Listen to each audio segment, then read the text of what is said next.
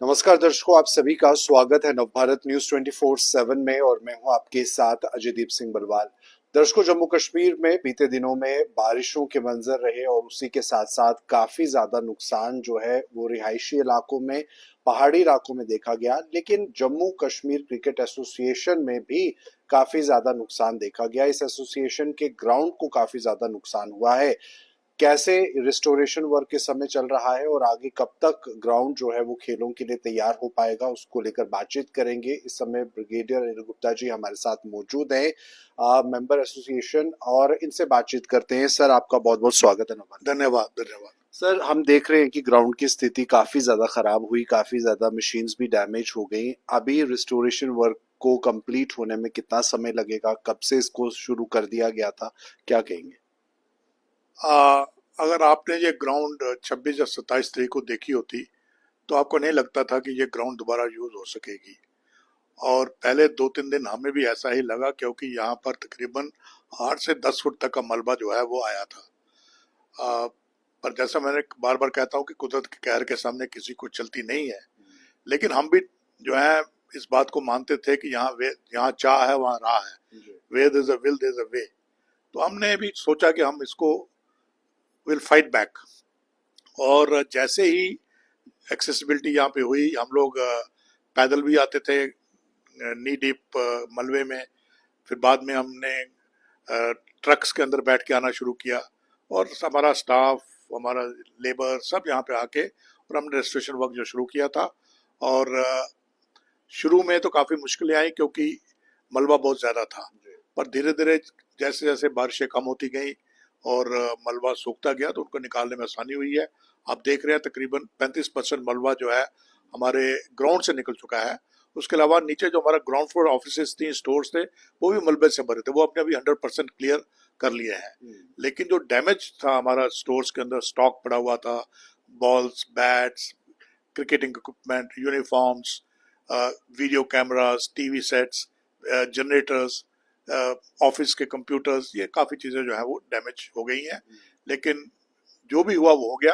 अब हमारी पूरी कोशिश है कि हम इस ग्राउंड को अच्छी तरह से रिस्टोर करेंगे, और हमारी कोशिश इस महीने के आखिर तक ये ग्राउंड जो है बिल्कुल क्लियर हो जाए। बिल्कुल। तो सर, अभी कौन सी गेम्स जो हैं वो आने वाले समय में होंगी? कौन से कॉम्पिटिशन्स होने जा रहे हैं? कुछ आप बताएं अगर। देखिए, 1 अक्टूबर से नेशनल सीजन जो है वो शुरू हो जाता है। उसमें हमारी टीमें जाती हैं। हम 4 टूर्नामेंट्स, नहीं, 4 टीमें लड़कों की, 4 टीमें लड़कियों की जो है वो पार्टिसिपेट करते हैं अलग अलग टूर्नामेंट के अंदर। तकरीबन 16 टूर्नामेंट्स होते हैं जिसमें हमारी टीम्स पार्टिसिपेट करती हैं। उन सब टीम्स की सिलेक्शन और प्रिपरेशन, सिलेक्शन ऑलमोस्ट कंप्लीट हो चुकी है, प्रिपरेशन जो है वो होनी थी। वो अफेक्ट ना हो इसलिए हमने इनके प्रिपरेटरी कैंप्स जो हैं वो श्रीनगर में शिफ्ट कर दिए थे। और काफ़ी जो यहाँ पर होने हैं अभी पेंडिंग है, वो हमने कुछ ग्राउंड्स किराए पे लिए हैं, वहाँ पर हमने जो कैंप शिफ्ट कर दिया है। बाकी जो मैचेस होने हैं, नेशनल मैचेस यहाँ पर शेड्यूल्ड है 25 अक्टूबर से। 25 अक्टूबर तक हमें पूरी उम्मीद है कि हम इस ग्राउंड को ठीक कर लेंगे, और नेशनल मैचेस हम यहीं पर करेंगे। बिल्कुल। बड़े स्तर के मैचेस के लिए ग्राउंड की पिच भी उस तरह की तैयार होनी चाहिए। जैसे अभी मिट्टी को निकालने का काम हो रहा है, लेकिन ग्रास को भी दोबारा उगाना पड़ेगा। और भविष्य में अगर भगवान ना करे ऐसी दोबारा स्थिति बनती है, आपको लगता है कि कुछ और इम्पोर्टेंट स्टेप्स लेने चाहिए इस ग्राउंड को प्रिजर्व करने के लिए? देखिए, स्टेप्स क्या ले सकते हैं आप? ये तो नेचर है, नाले फूट गए, कोई उसको रोक नहीं सकता था। यस, एक बात मैं कहूँगा, ये जो स्मार्ट सिटी वाले दीवार बना रहे हैं, अगर ये दीवार ना होती तो शायद ये पूरा का पूरा पानी जो है नदी में, तवी में चला जाता। उसके कारण पानी पूरा यहाँ पे रुक गया, और पूरा जो है जो मलबा वगैरह सब यहाँ पर हमारी ग्राउंड में रुक गया। अदरवाइज स्लोप जो नेचुरल ड्रेनेज है, इसकी ड्रेनेज जो है वो तवी में जाती है। तो अब यही है, अब इसको तो जो तभी प्रोजेक्ट है स्मार्ट सिटी के, इसको तो रोक नहीं सकते हैं। अ, तो सर, ये यहाँ पर हमने देखा मशीन्स भी काफी ज्यादा जो ग्राउंड को लेवल करती थी वो भी खराब है। कितना नुकसान हुआ होगा आंकड़ों के हिसाब से अगर आप ऐसा बता? है कि मशीन्स बहुत कॉस्टली होती हैं। 30-40 लाख की मशीन है, कुछ मशीन उससे ज़्यादा कॉस्टली है। पर जैसे मैंने कहा, हमने सर्विस इंजीनियर को बुलाया हुआ है, वो चेक कर रहा है।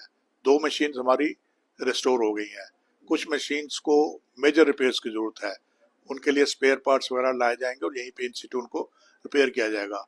अगर कुछ मशीन टोटल लॉस हो जाती हैं तो उनको रिप्लेस किया जाएगा। ये धीरे धीरे ही पता लगेगा जैसे जैसे जो इंस्पेक्शन टीम आई है वो उनको देख रही है। बिल्कुल, तो जाहिर सी बात है दर्शकों, अभी कुछ समय जरूर लगेगा इस तरह की आपदा से निकलने के लिए जिसे जम्मू कश्मीर की जनता ने फेस किया। बताना चाहता हूँ कि विकेट हमारी बिल्कुल ग्रीन है। अगर आपने देखा होगा विकेट बिल्कुल अनडैमेज्ड रही है, अनडैमेज नहीं रहेगी, हमने उसको रिस्टोर कर लिया है उसकी ओरिजिनल हालत में। हम देख रहे हैं ग्रासी विकेट है हमारी और नॉर्मल वो बच गई है। वो किस तरह से सर, क्योंकि सारी तरफ मिट्टी पसरी हुई है, वहां बच गई क्योंकि वो हाईएस्ट पॉइंट था। देखिए विकेट जो बनती है वो हाईएस्ट पॉइंट होता है, उसके बाद ग्रेडियंट दिया जाता है ग्राउंड को चारों तरफ। तो क्योंकि वो हाईएस्ट पॉइंट था इसलिए वहां पर ज्यादा चीज जो जमावट जो है वो नहीं हुई।